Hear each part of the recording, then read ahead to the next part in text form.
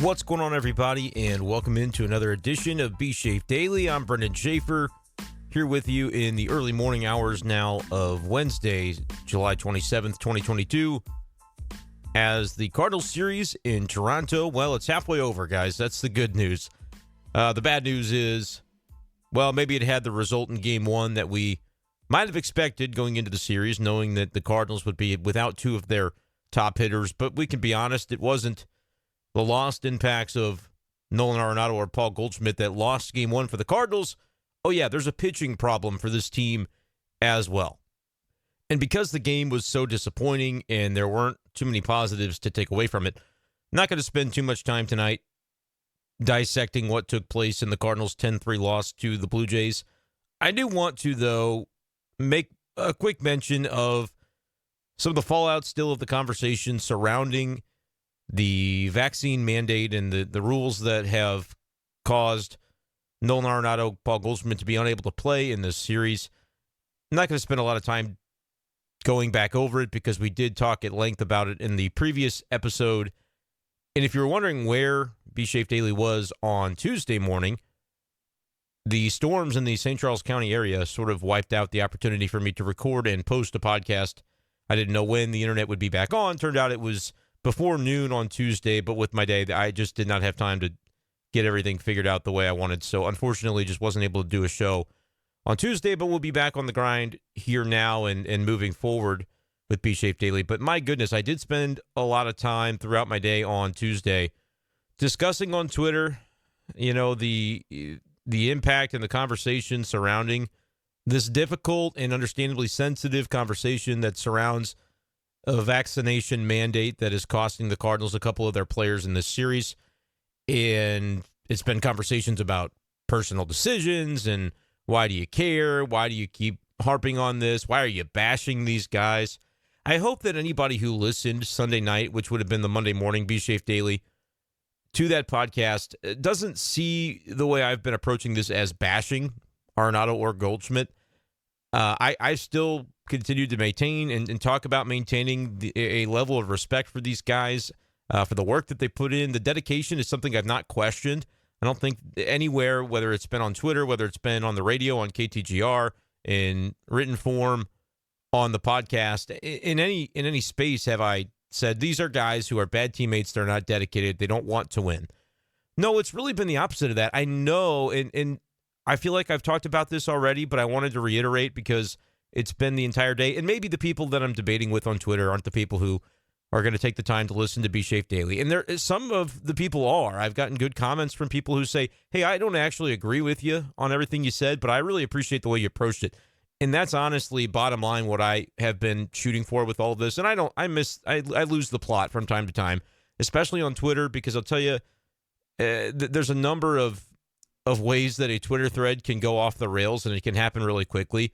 And sometimes I even catch myself where I say, I wish I hadn't engaged to that level. But I'm trying to make sure I'm interacting with everybody and trying to respect the views. But also there are times where I sort of have to take a stand and tell you when I disagree. But the latest iteration of why this has been taking place, still even a couple of days after the news first broke about Goldschmidt and Arenado, was that last night I noticed before going to bed, Katie Woo's article that she wrote. I saw the tweet of it where she said within the tweet that she spoke to both players via phone later that initial night. And I said, well, I haven't seen this. I'd like to see what they said.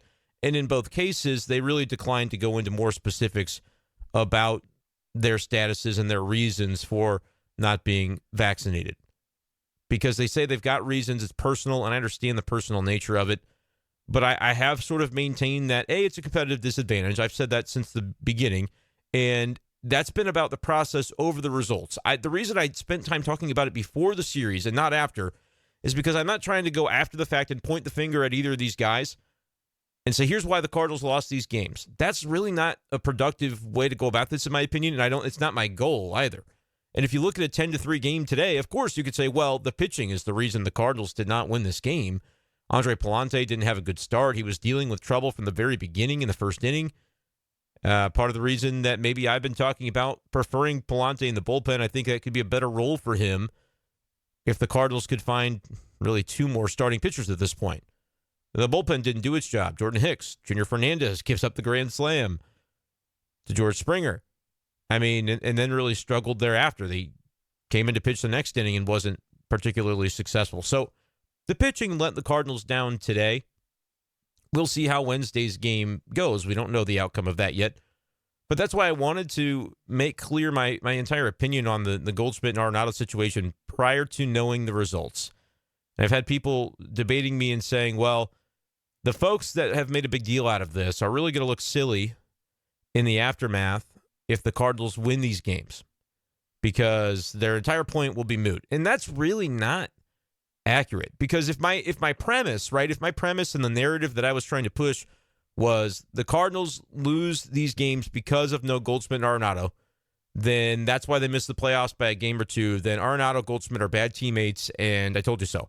That's never really been my goal. And I feel like a lot of times when somebody is amped up and charged up about a topic, whether this is politics or sports, it doesn't really make a difference. And we're seeing the intersection of those two things in a lot of ways now. But when somebody's really fired up about something, they just kind of get entrenched in, well, here's the narrative and here's the thing that needs to take place for my team to win the argument. My political team, whatever the case might be. And I have genuinely tried to not approach it from that perspective where I don't have a team. I have a job. I cover the Cardinals. I write about them. I talk about them on the radio. I've dedicated this podcast to being a Cardinals-centric podcast, especially during the season. There may be time to time when I talk about fantasy football coming up, but I'll let you know so you don't accidentally click on an article or, on a podcast that you don't want to see as a Cardinals fan if it's about football, which you may not care about. But I talk about the St. Louis Cardinals at length, ad nauseum, during the season, in the offseason, talking about everything pertaining to this team.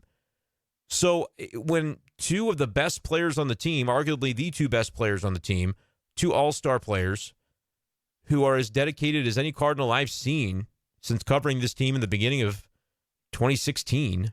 I mean, it's been that long for me, just really straight out of college. You've had some good players, some Matt Hollidays that were around toward the end of his career when I was first coming in.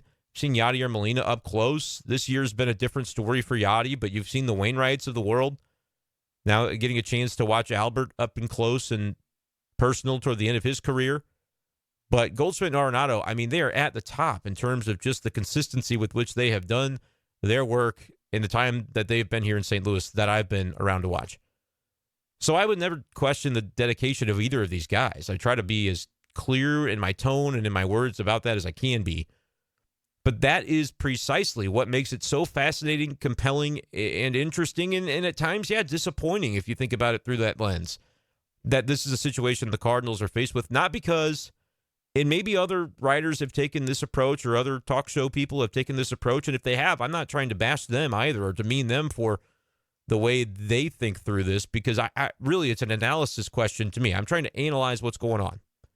And I see all those things that I've said, the positives about these players, and I say, gosh, goodness, it must be something so significant in their mind, whether it's real or whether it's some unfortunate information that maybe isn't reality. Either way, they certainly believe it with conviction in their hearts and in their souls that this is the way they ought to protect their family, whatever the justification is, right? We haven't gotten a lot of concrete detail about that other than some emotional pleas about doing what's best for myself, my family, moving forward. And I think just the nature of the public nature of this conversation that's been going on in our country and in our world for about 2.5 years now, there are certain things that we know and certain things that have been shown to be true over the course of time about COVID, and there are certain things that we're learning as we go. A lot of angry people today said, the people that were touting the vaccine at the beginning said, if you get this vaccine, you won't be able to contract or pass along COVID. Honest to goodness, that was 2 years ago. I can't remember specifically what was being said at first. I didn't get the vaccine right away, mostly because I'm a procrastinator, and it took a while for me to go and do it. I went to the old, now it's not called the Edward Jones Dome, but whatever it's called, in St. Louis. I eventually got that done. But there were questions at the beginning, and I never would have believed, like, okay, these people just came up with this vaccine. They're telling me that it's going to prevent me from being able to pass this along. That sounds like maybe wishful thinking. And if people were passing that along, and I think there were certainly people that were trying to make those claims, they were wrong. Like, we don't have to pick our political team and say it's one or the other. These vaccines are great or these vaccines are terrible. We could be nuanced and follow the data on what things are. Part of it is interesting to me because I know it tends to be folks who are not aligned with the vaccine or not into it. They want the personal choice at least to not be able to do it. Those people tended to be supporters of President Trump, and that he's the guy that really streamlined trying to get it out as quickly as possible. And now the new administration is obviously trying to continue that. But it's just so interesting the way things shift in culture and politics, the way that I don't expect, because I frankly don't follow it all that closely. But then when it gets involved in your life, you can hardly help but be aware of it. But the point I'm trying to make is whatever was said at the beginning of the pandemic with regard to the vaccine, I feel like now we see a lot of data to say that, hey, even if you're still passing it along and you've got to wear masks, and I know people are frustrated about that, and there's different layers to describe the things that people were upset about with this whole thing. We do know that a lot of people have died, right? And that's the saddest part of it all. As a human, let's just appeal to our human nature and say we've lost loved ones and people who have had their quality of life go down or disappear entirely. I mean, a lot of people have gone through some hard stuff with this.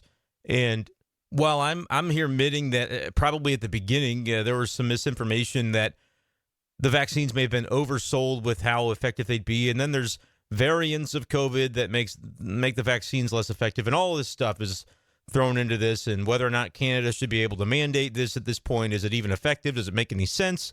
I could argue no. A lot of people would agree with that. Maybe others would disagree. But I think the thing that I wish we really could, as a society, get on board with, and I just don't know that it's ever going to happen based on conversations I had on Twitter today, but just in terms of the vaccine, if we could get outside of thinking that, well, we were told that it would prevent the spread and you wouldn't be able to contract and spread it if you got this, and that's not true.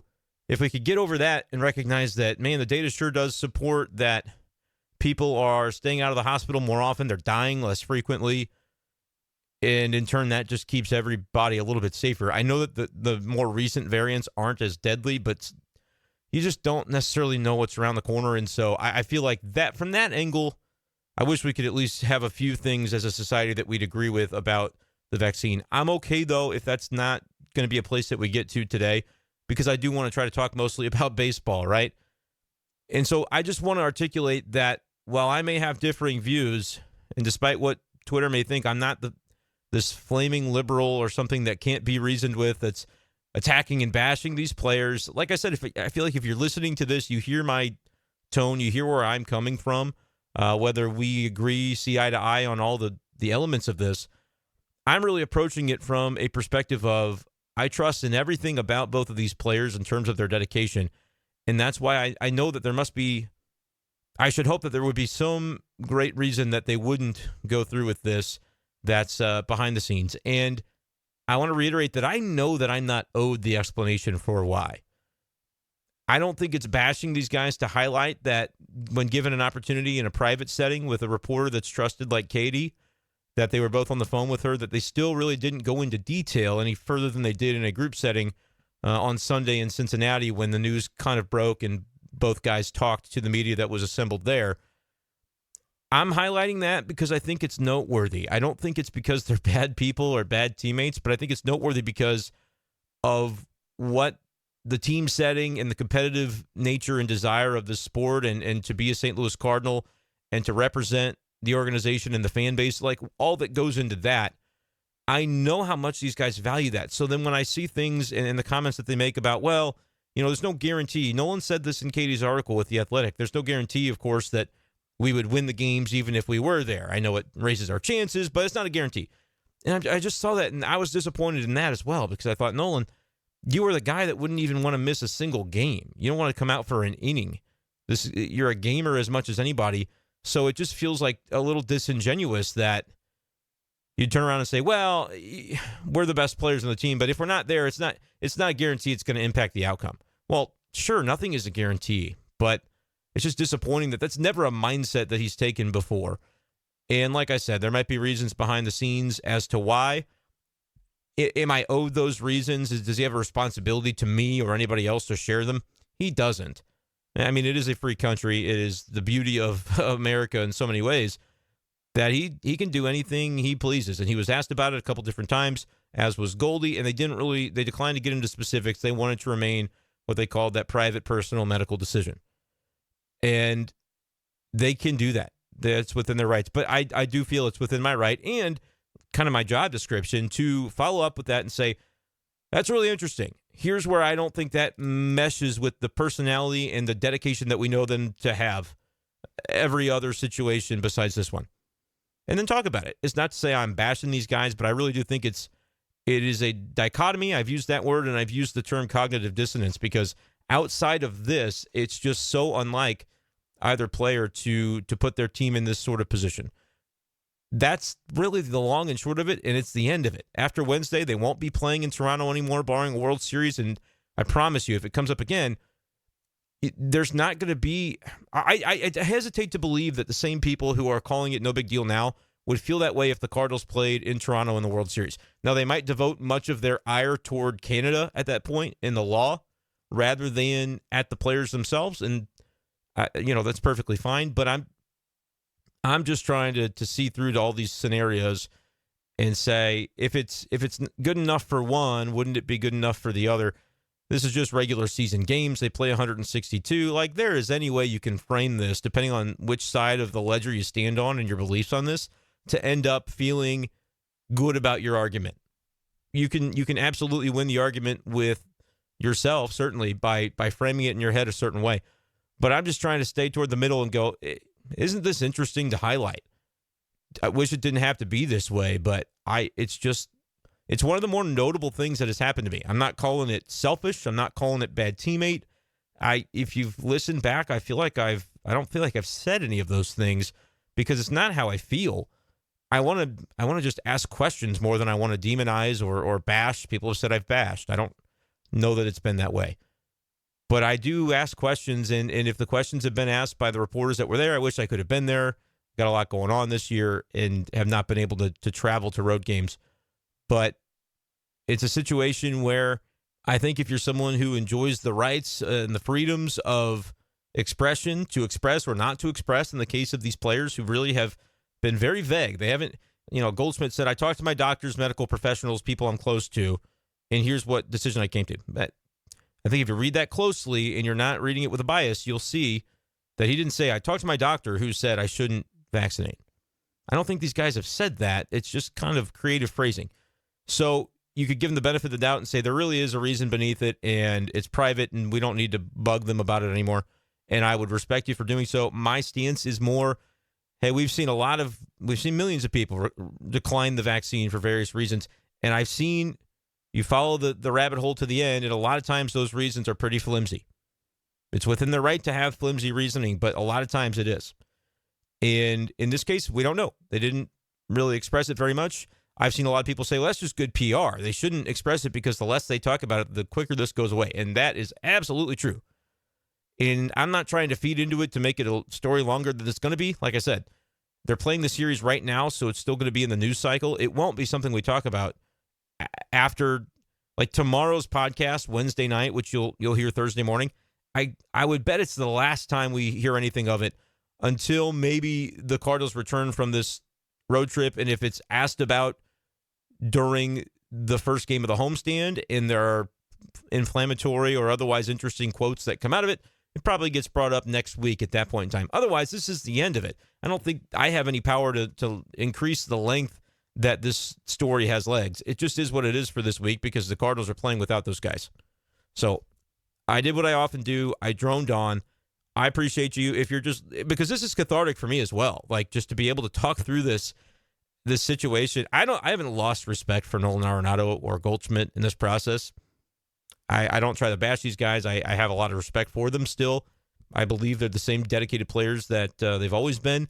And that is what it's dissonance. It's when two things that you know to be true and they don't match up and your brain kind of gets scrambled over it. And that's all I'm doing. I'm trying to talk through it maybe for my own benefit more than anything else. So that's why I've spent another 20 minutes on it today. But let's get into, I promised you guys some more fun stuff, and I am going to get into it. There's really not a lot to say about the game.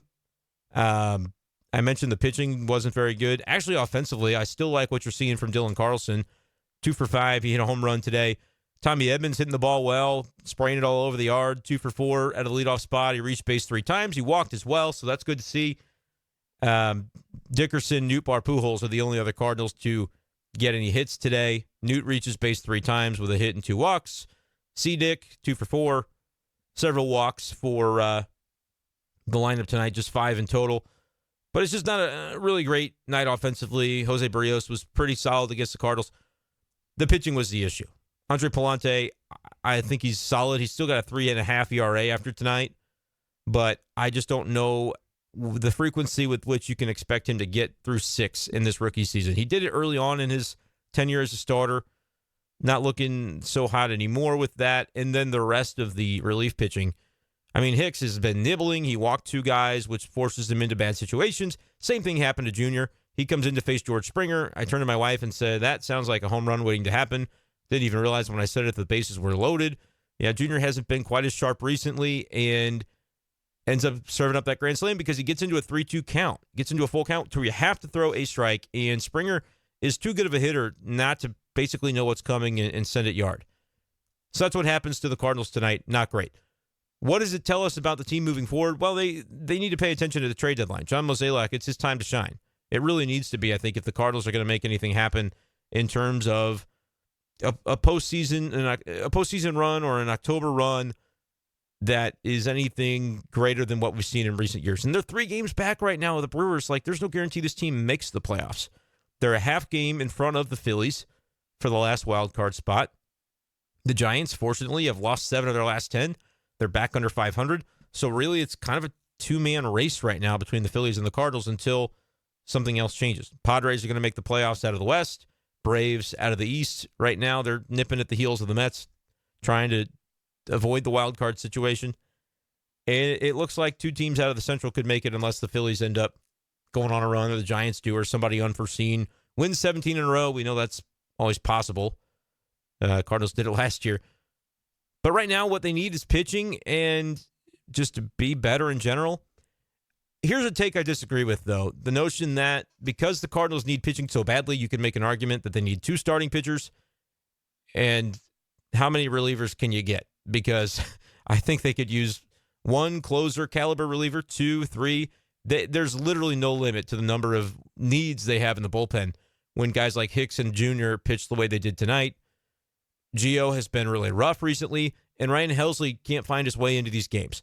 And I've stood by Ollie Marmol on a lot of these Ryan Helsley situations. Here's what I'll say, though. Wave the white flag, the SOS signal, shoot the solar flares if you're Ollie Marmol. Do whatever you got to do to tell John Mozeliak, like, I need relief help. Like, look at the guys that are out here. This is not getting the job done. If you want me to be protective and prolong the career and healthiness and effectiveness of Ryan Helsley, he's all I've got right now, and I would love to be using him every day, so get me 2 more. I know Ryan Helsley's don't grow on trees. He's been the best reliever in the National League when he's been on the mound. It's pretty much not up for much dispute this year. But they just haven't been able to use him a lot. And there was a spot in today's game. It would have been earlier in the game, but it was still 3-3, and you had an opportunity in the middle innings to keep it that way. And the train went off the tracks after that because you had to go to Junior. Even at that point, it was 4-3, I believe.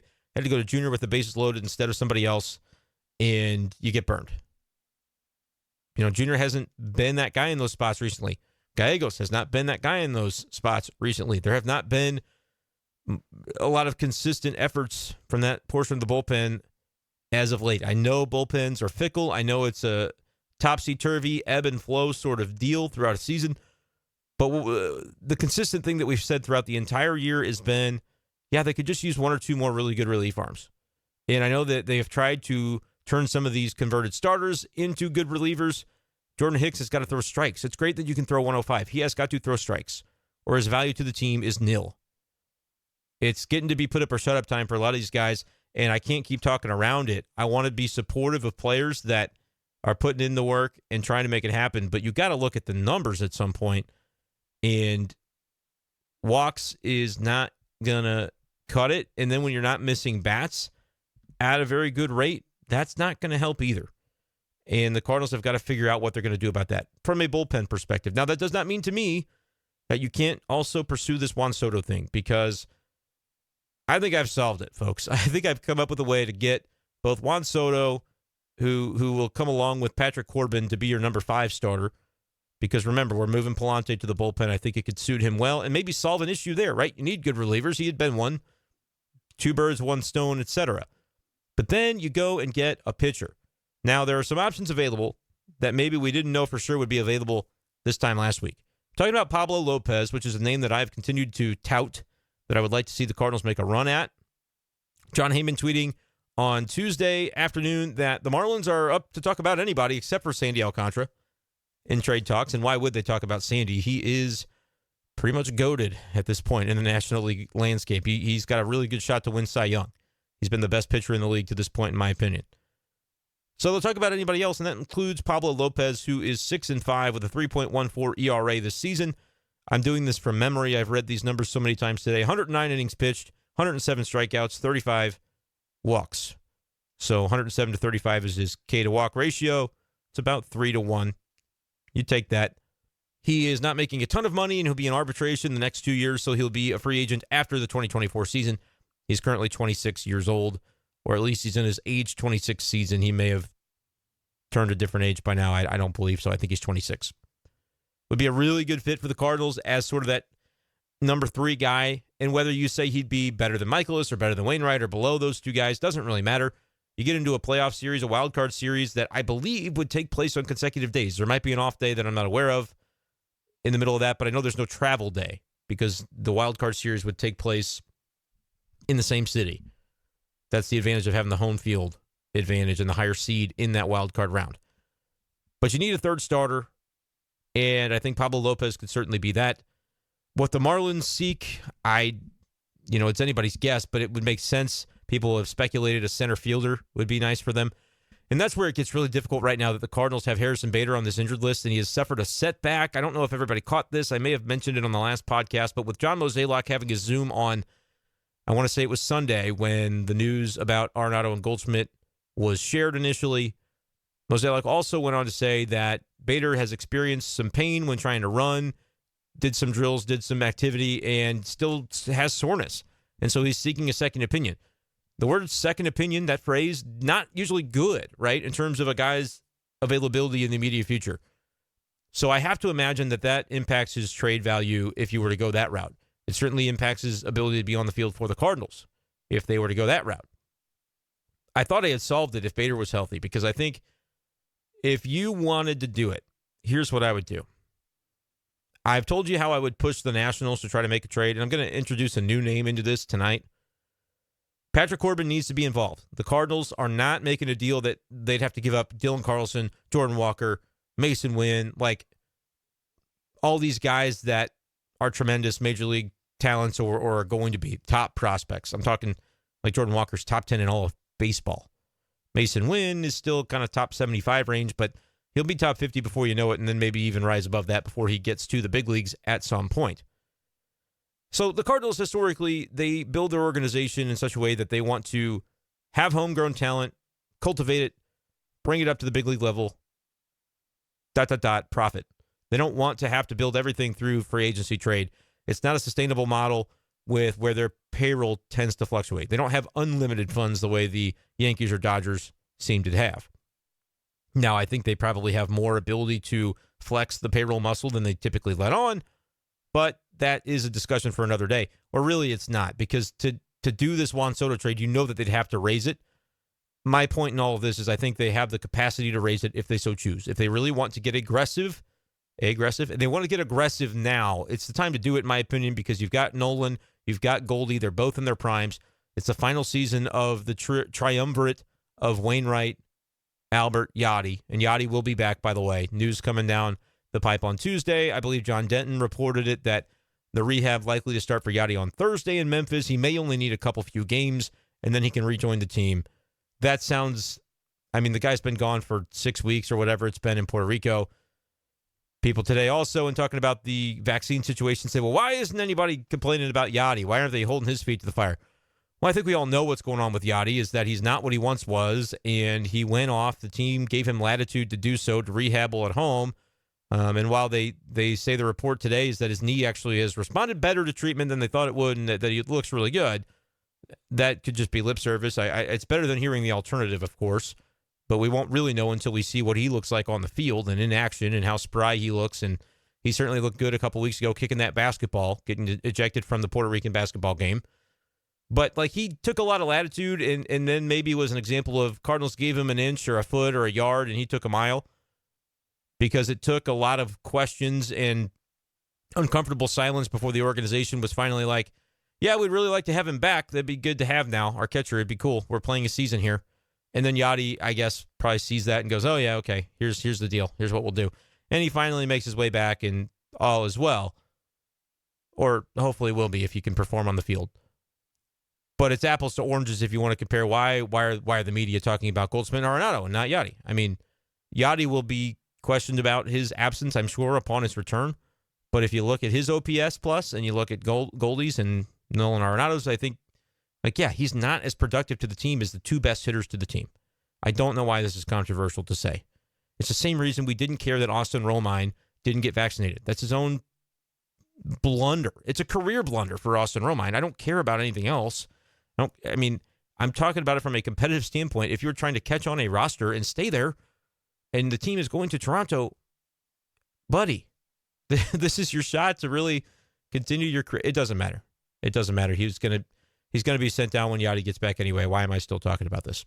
The point I was getting into before I got sidetracked, as so often happens, was that this is the time to get aggressive if you're Cardinals ownership, front office, and you really do want a World Series. If they just want to continue printing money and being close and putting themselves in the mix to potentially someday conceivably make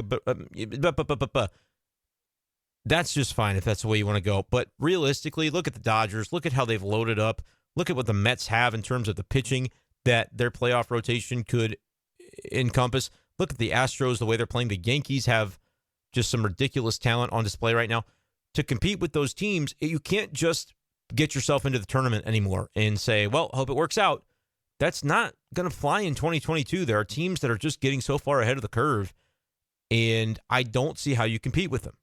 Cardinals did their darndest to compete with the Dodgers in the wild card game last year, fell short. And that was like as close as I think you're going to get to beating those kinds of teams without making some substantive changes. And a guy like Juan Soto doesn't come on the market all that often. And so to me, it is a perfect storm of trying to make something happen right now. So I think I've solved it, guys. I think I've solved it. It'll require a few things. It'll require Bill DeWitt to say, yes, we're going to raise payroll and figure out the rest. We've got money coming off the books after this year. So 23, 24, it won't be as bad as it seems.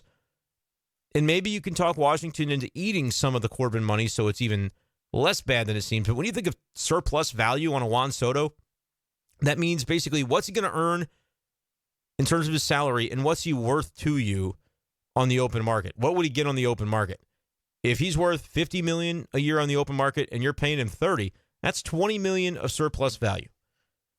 And I have been sort of critical when I see people say, well, I plugged it into this trade website and I found out that the Cardinals could do this, this, and this, and it would work. But then I started looking into this. The Athletic actually put a good article out about the trade baseball calculator, whatever it's called, the guy that put it together and stuff. And I've started tinkering around with it. I think it's important. Bottom line about this is, for those, if I've criticized you for using it, I haven't meant to do that, but I've meant to just kind of say, like, be careful. Know that this stuff is not the end-all, be-all. It's fun to play with on the internet, but it doesn't make it real. That's the bottom line. We don't know what the Nationals want. We don't know what the Cardinals are willing to do. Those are limiting factors.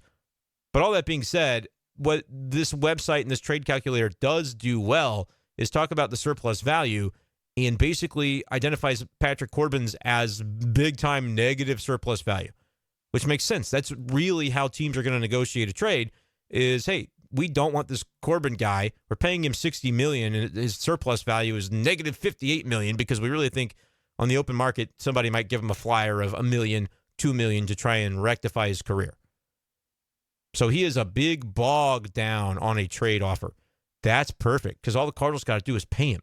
And the damn rotation is in such a sad state of affairs that they could actually use him to pitch for them. So it is literally perfect that the Cardinals could pick this guy up and have him be their number 5 starter as just a flyer on the end of a Soto contract. And in doing so, you save yourself potentially giving up a Jordan Walker or giving up an additional $58 million talent. I mean, for example, I'm not saying these values are exactly right. Don't take a trade value calculator online as the end-all be-all. The caveat is evergreen. But like Jordan Walker is like, I don't know, 60 some odd million in surplus value. Dylan Carlson is like 77 million in surplus value. He's the most valuable Cardinal according to this, which makes sense. He's already hitting at the big league level, solid player, great defender, 4 years of team control. That's a big deal in terms of trade value. Juan Soto by himself would be like $179 million of surplus value. So what that means is you could take on Soto. If you had unlimited resources, you'd take on Soto and you'd be happy to take Corbin and pay him because you still have Soto. Even if Corbin is a complete drag on your payroll, you're still probably getting Soto for less than he'd be worth to you on the open market. Now you can make the claim that, well, the Cardinals would never pay open market prices for Juan Soto. That's fine, but they've never had the opportunity, and nobody has, to say we can just have Juan Soto for money. So the fact that Juan Soto can become available here, and you got to pay some extra money to Corbin to get him, and it means you don't have to pay guys like Jordan Walker to do it, sign me up. It's so obvious to me. And I'm going to keep talking about it all the way through August 2nd, even though I don't think the Nationals are actually going to move him because they're going to have to get real quick with what they're asking. We've talked about it a lot on the podcast. Let's reiterate it now. They want major league ready talent. They want top prospects, and they want to get rid of Corbin. They will not get those three things. All three will absolutely not take place, especially not multiple of the MLB talent and multiple top prospects. It cannot happen. What they might get is a major league player, maybe a pitcher that's fringy, and a couple prospects, one of them probably top 50 or top 75, whatever, and then another top 100. Like, those things are possible, but you're not getting Carlson, Brendan Donovan, Jordan Walker, Mason Wynn, and a pitcher. Pick a pitching prospect. Like, you're not getting all of those pieces and dumping Patrick Corbin on the Cardinals. I don't think the Nationals know that yet, but they've got, let's see, it's the 27th. So what do they got? They got 6 days to find it out. It's going to have to come quick, or they're going to have Soto, and they're going to have to deal with this in the offseason, which maybe that's a better time to do it. Things slow down. You don't have to feel the pressure of a deadline in making this trade. But a lot of things can change at that point in time as well, and you may not have the same urgency from other teams to spring into action and make a deal. But if the Nationals end up trading him before the August 2nd deadline, it'll be because they lowered their asking price on one element of this. For the Cardinals' sake, I'm hoping it's not the Corbin aspect, because that is the key to unlock the Cardinals' ability to do this deal. They don't want to trade all their best prospects, because without Corbin in there, that negative $60 million or so in surplus value doesn't exist, and you have to pay basically sticker price in terms of player cost to get Juan Soto. Forget what you're paying Soto in salary. That's still going to be below market value. You'll have to pay top talent to get him. Patrick Corbin is the price. Juan Soto is the prize. I will continue to say that and reiterate it because I think it makes a lot of sense. But now here's how I think the Cardinals could do it and still go get, I mentioned Pablo Lopez, Tarik Skubal potentially available from the Detroit Tigers. I don't know why they'd make him available. He's a solid league average to slightly above pitcher, but only 25 years old with a chance to still get better. And he's got like 4 years of team control remaining.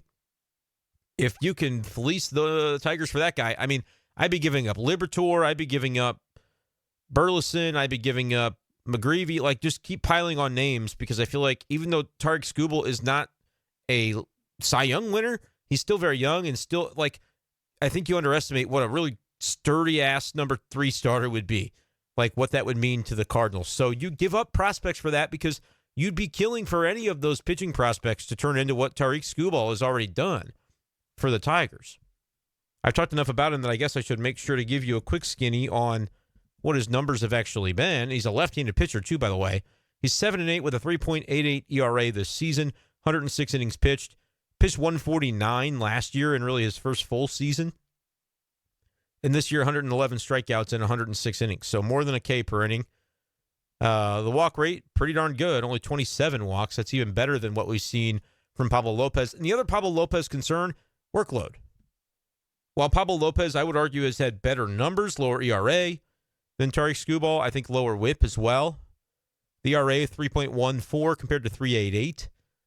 I'd take the Lopez side of that. But here's something interesting. He's had injuries in the past, and you look at Lopez over the years, here's what he's compiled in the bigs, starting in 2018. 58 innings, 111 the next year, 57 in 2020, which was the COVID year, so you give him a pass for that. 102 last year in 20 starts, and 109 this year. He's a start away from eclipsing his career high in innings pitched. Does that concern you going into a pennant chase down the stretch run of August and September? Do you necessarily want to give a full package for that guy? Maybe there are questions about that. That might be baked into his asking price or the Marlins' asking price on him. And if they do want an outfielder, I think Bader makes so much sense if he were healthy. I don't know about Tyler O'Neill. I guess I would do that, but I probably wouldn't give a lot on top of O'Neill. It's interesting because in both cases, like the Marlins have a lot of pitching prospects, but one of them, Max Myers, just on the IL. Like the elbows of these top young, hard-throwing prospects just do not stay intact, and it's really unfortunate.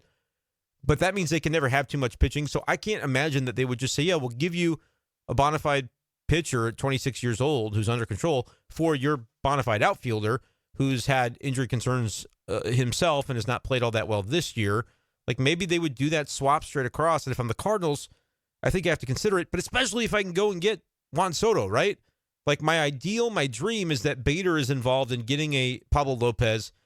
And I forget the exact trade that I had dreamed up, but it was Bader with, I think, Gordon Graceffo, who's top 100 prospect, according to Baseball America, good AA pitcher. A lot of social media folks, a lot of Kyle Reese's of the world, the Twitter people are in on this guy. I think he's still got a lot of development to undergo, but he's still pretty young. 23 years old, I believe he is. Doing a solid job at AA this year. I would trade him, though, because, again, bird in the hand, better than two in the bush, etc. Sometimes these prospects that look like they're going to turn into something great, they don't. Every once in a blue moon, they turn into Sandy Alcantara, and we'll harp on that for a million years, but it's not like the Cardinals. It's not like we can really blame them. We can just talk about the outcome and saying, man, that sucks that Sandy is the one that got away. But realistically, you got to be reasonable and not necessarily blame them for it as though it was just this huge talent evaluation miss. Like it was a miss, but it was one that can happen. And they're going to when you make trades. You can't be gun shy in making these kinds of trades when you're trying to improve your team and win a World Series. A lot of people like that phrase. Prospects are cool, but parades are cooler, or flags fly forever. Those things are true, but they also imply that by trading the prospects, you get the flag, you get the parade. You don't always get those things. But I do agree with an aggressive mentality to try to acquire them. I think that definitely makes a lot of sense. It makes a lot of sense right now with where the Cardinals are. So I'm looking at Skubal from the Tigers. I'm looking at Pablo Lopez from the Marlins. Evidently, we find out on Tuesday both of those guys could be available. If I'm the Cardinals, I'm definitely pursuing it. Whether it's an O'Neill, I'd rather it not be O'Neill because I think O'Neill can still be a middle order bat, especially if your outfield is O'Neill, Carlson, Soto. That would be substantial to go along with Goldie and Arenado in your lineup. That's like, again, I've used the analogy of Thanos and the Infinity Stones. I think O'Neill can still be one. Soto definitely is one. Bader probably is not. If he were healthy, he would still be racking up wins above replacement because of his defense and league average hitting. And he would be probably raising his trade value if there was such a thing.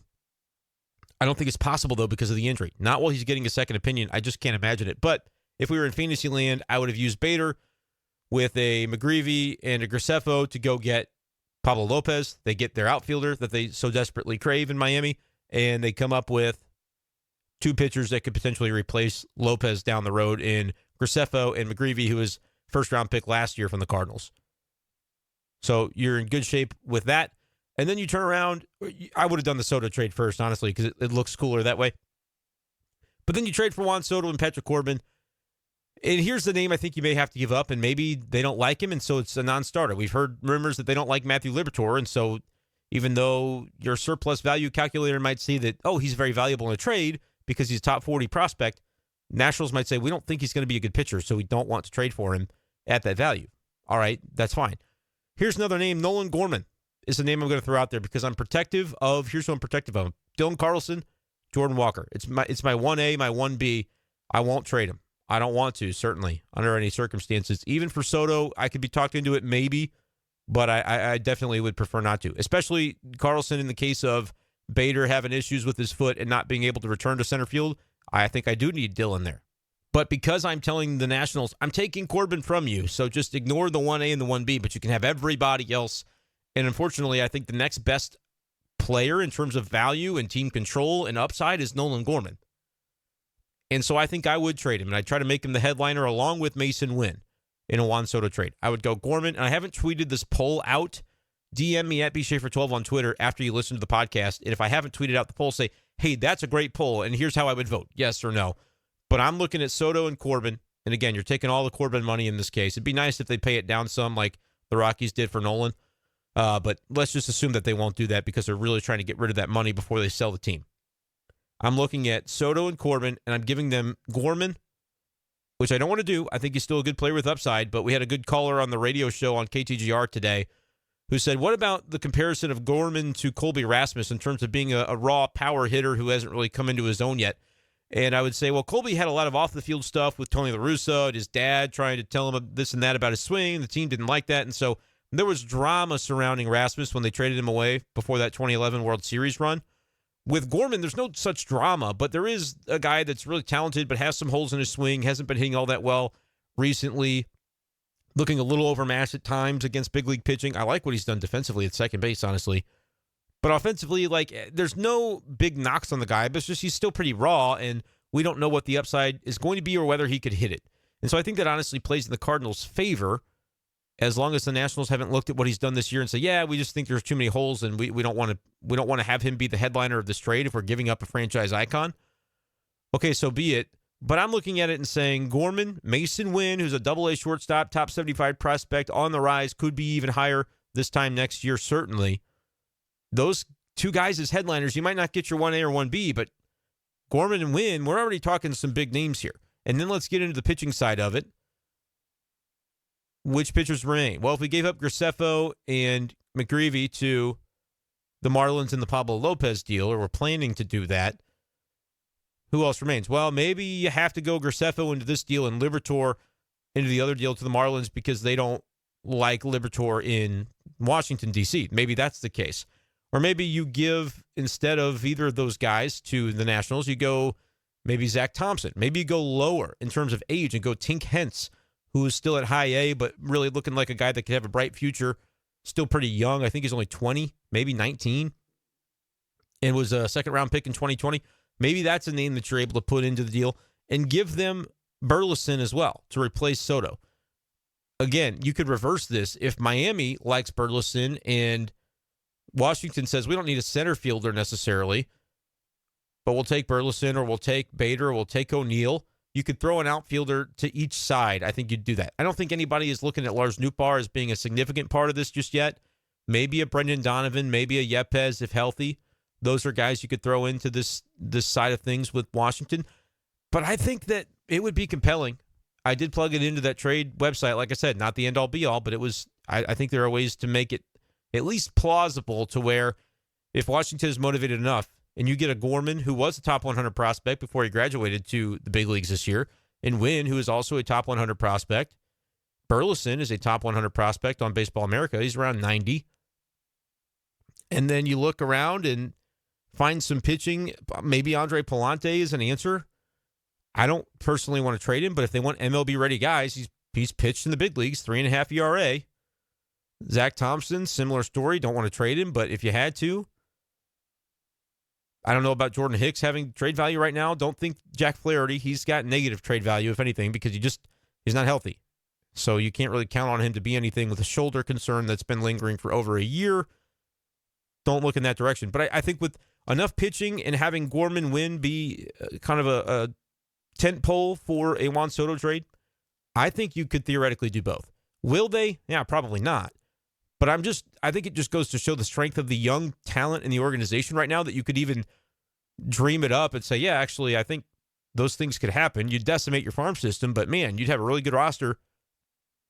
And you still have Jordan Walker and Dylan Carlson the way that I drew it up. So Let me know what you think about that. I don't know if it's realistic. I think it's even less likely that the Cardinals would hear it and say, yeah, we'll do that. We'll trade 7 or 8 of our young, talented players that is close to 50 years in service time. We're not, they're probably not doing that.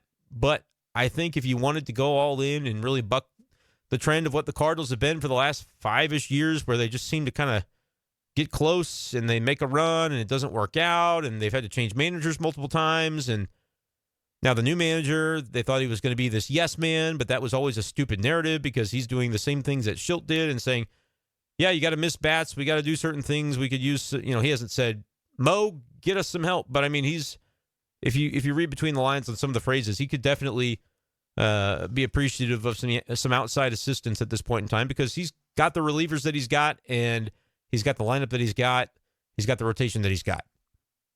I think it's time for John Mozeliak to kick it into gear, to find a way to make something happen before August 2nd. What will it be? Could be a variety of moves. Trade for some relievers and a starter. Even if it's not Soto, I think that would be productive. But I do think if you went Pablo Lopez or Skubal and Soto Corbin, it would be the most dynamic trade deadline in Cardinals history, and I struggle to find many ways for it to go wrong. I really do. So let me know what you think about it. That's kind of the way I've drawn it up. Again, I don't want to act like any of this is likely, but we're a podcast here. We're trying to entertain. We're also trying to make you think. And I'm curious what you think about that. And maybe I'll put together that Soto Corbin poll for Wednesday because I have not actually tweeted out a Juan Soto poll with the trade poll that involved Corbin as well. And I do think that's the most likely way for it to go down if the Cardinals are to make something happen. Like, Corbin's got to be in it to me. So probably should tweet that out on Wednesday. Let me know what you think at bschaefer12 on Twitter. First time I've said this show on the show in 51 minutes, but please do subscribe to the podcast if you haven't done so. We've gotten our listenership up quite a bit over the last week with trade talk, and people are really excited this time of year. I would love for you guys to stay with the show. And if you're on the fence about it, DM me at bschaefer12. Be like, you know what? Show's okay, but I would probably listen more if you did this. I am literally a blank canvas, and I want to know what you guys want to hear in a Cardinals podcast because that's what I'm trying to be here to provide. So subscribe on Apple Podcasts or Spotify. The sounding board is at bschaefer12 on Twitter and in the direct messages on the tweet machine. Appreciate you guys. As always, that's going to do it for this edition of the show, and we'll talk to you next time on Be Safe Daily. Peace.